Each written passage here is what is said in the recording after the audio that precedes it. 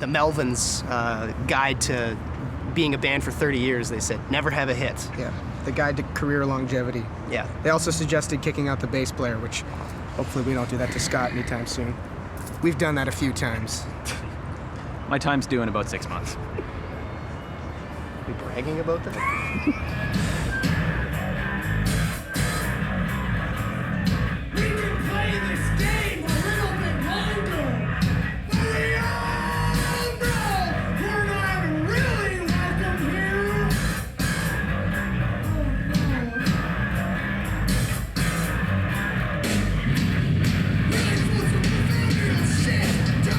Kind of a weird crossroads at the time. He's like a chartered accountant in Canada. I was just kind of working in lower level accounting because I don't have a designation, but I kind of just stumbled into there because I actually, like, we both have commerce degrees from the University of Manitoba, but my specialty was more in marketing and small business management, and I couldn't get a job out of university in that field, so I kind of fell into accounting.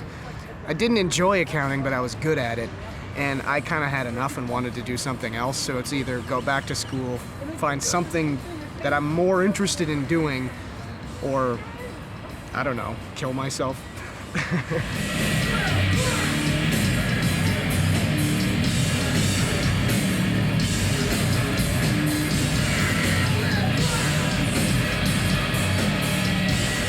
I was literally looking at tour photos of the band Young Widows while they were on tour in Europe and going, God damn it, I want to do that. Like, at the time, we'd only toured Europe once, and it didn't look like we had any real prospects of going back. And I knew what our biggest problem was. We didn't tour enough for anyone to take us really seriously.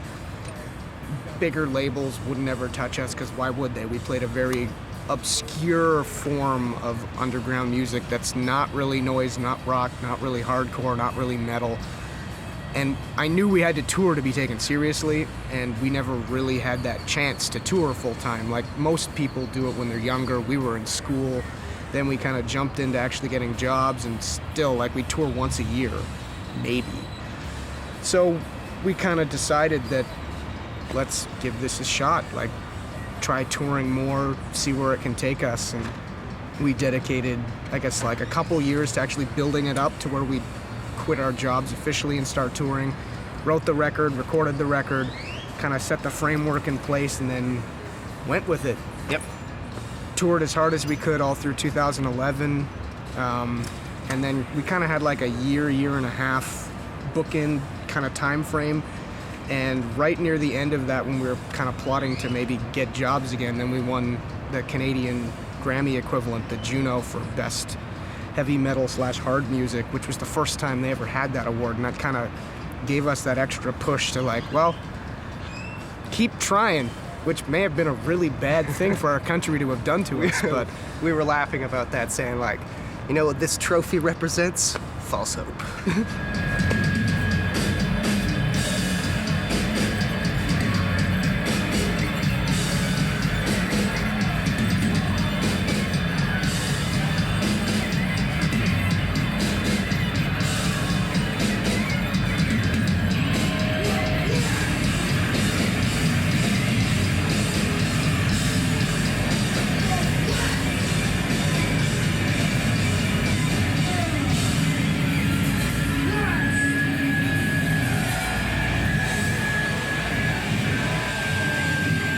The one thing I've said to people who are saying, you know, asking how do you make a go of it in the music business, and I was mentioning before that I've had other accountants ask me, you know, what do you do and how can you do it?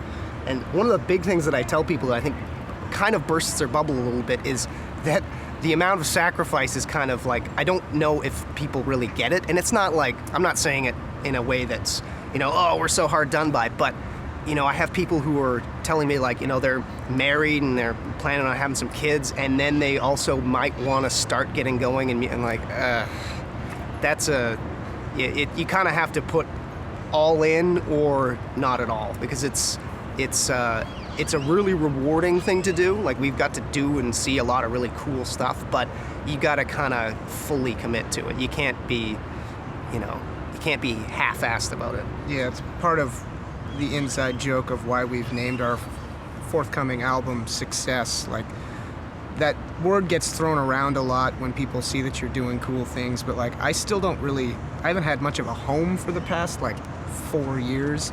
I live on my brother's old bed at my parents' house in between tours. Hashtag success. Yeah, you kind of gotta give everything to this to be able to do it, and more often than not, you can't make enough money to make a living.